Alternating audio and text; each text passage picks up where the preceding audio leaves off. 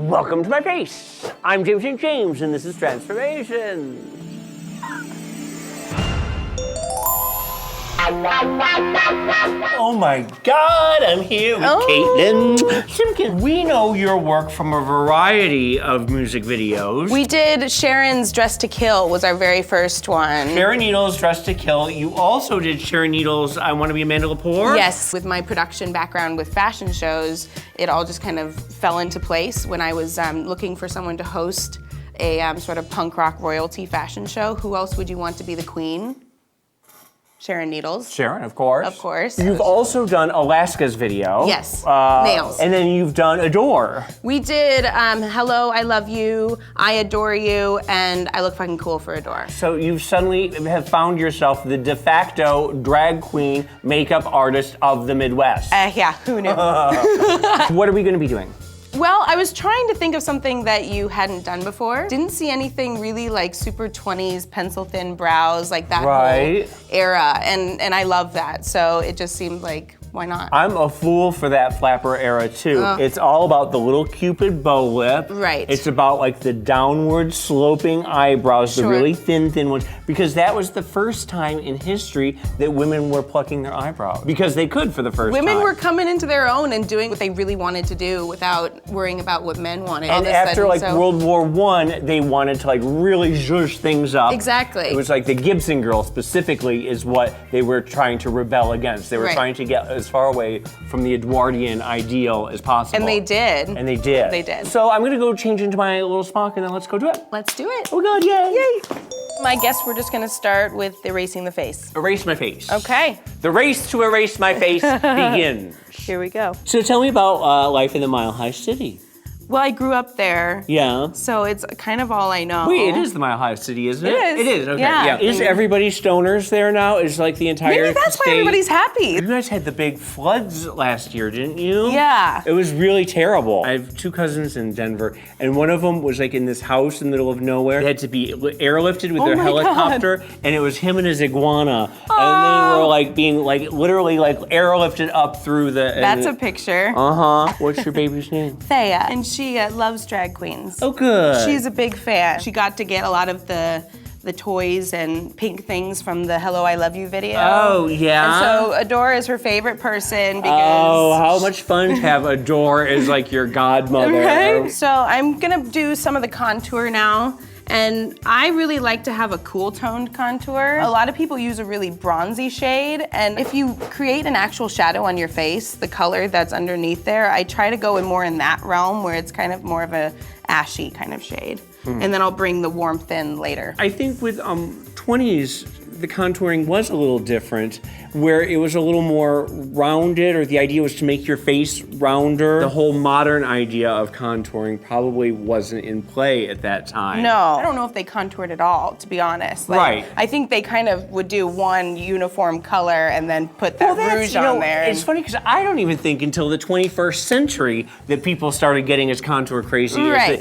In the 80s and 90s, it was one color, and maybe in the 70s you did the heavy blush. The stripe of blush. The 80s you did that. Yeah. But it was not this Picasso-esque thing No. that is happening now. I blame Instagram. Well, it's funny because I honestly blame RuPaul's Drag Race. I think that Raven, people were fascinated by the way that she did her makeup, but I don't think that actual drag queens or women started doing it until recently. Well, theatrical makeup has probably had a root in that kind of world for a long, long time. Women probably were just learning about makeup, and so... I'm gonna add a little lead today just for fun. Just to make it period specific. Correct. Yeah, exactly. Buddy Ebsen, who was Jethro on the Beverly Hillbillies, was the first Tin Man, and he had to drop out because he got the poisoning. But did he actually die? No, or is that's a myth? He didn't die. Okay. But he did get really sick and he couldn't play the part anymore, so they had to bring on...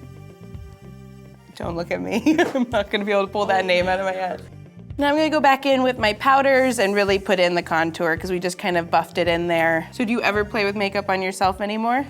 Not really. In my 50s, I want to go back to being sort of a dotty old drag queen. From 30 to 50, it's sort of hard to find your drag groove. Your skin isn't young and you aren't cute and pretty anymore. So I have a feeling that I'm gonna go back in a couple of years, sit down, watch all of these from start to finish, and then just go bananas. You'll just see me wandering the streets like in a bed sheet with a full face, like a big Alaska wig. Basket full of cats. Oh my God, I can't. Pushing a shopping cart. What retirement means to James St. James. Right, we all have different retirement ideas. So now I'm gonna bring in warm shades to kind of mark out where I'm gonna be putting this really dramatic 20s eye. And then we're gonna slowly get darker and darker with the colors as we kind of go into the center of your eye. I'm just gonna shut my eyes and go to sleep. For just a second. We'll be the silent film era of transformation. There we go.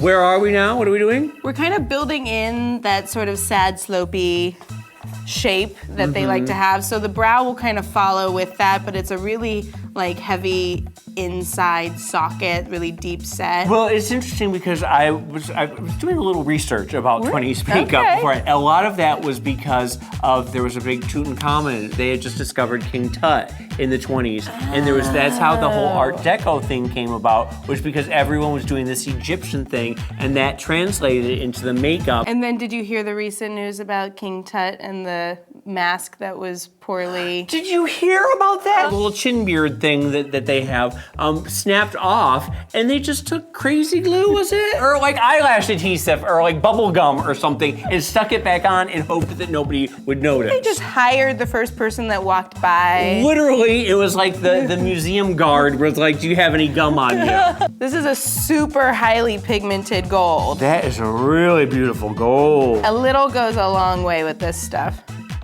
I'm bringing in some of the pink tones to help warm that contour up. We got that really poppy turquoise going on underneath. After I'm done with this step, I'm gonna plead with you to stay real still for the pencil brows. Oh, okay, yeah, we can do that. I'll do that. Otherwise, we're gonna have all kinds of crazy shapes. Which is a look in and of itself. It is. But not what we're going for. I'm gonna mark them out with a lighter color first before we go there with the black. For the lips, I don't want to go like super teeny tiny Cupid's bow. I want to keep that same shape but exaggerate it. Sure. You have the perfect shape to actually do this. Really? Yeah. Isn't that half of a makeup artist's job, is to kind of leave the person feeling a little bit better about themselves? Is that what it is? Okay. I think so. I'm gonna fill in the whole lip because the color that I'm using is a bit cooler than I want it to be, so I'm gonna warm it up by layering this warm red underneath. Look how cute. I remember I was in the hospital once when I was little, and I was so mad because I was in this room with these three other kids, and they wouldn't let me watch Underdog. And I was crying because they were like, that's a baby show. I haven't thought of that in years. I loved Underdog. Oh, wow. Yeah, that's a totally different look, isn't it? That's like Betty Boo. You feel flirty now? I feel beautiful. Like you could do a little Charleston.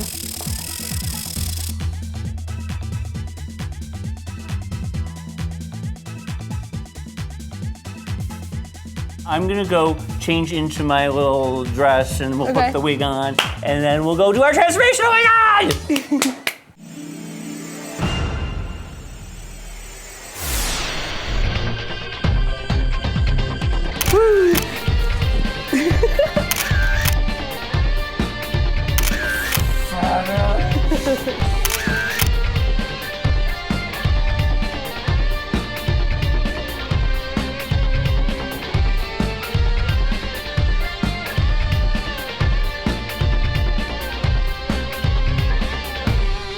And don't forget to subscribe to WOW Presents. And if you'd like to join the WOW Presents network, email us at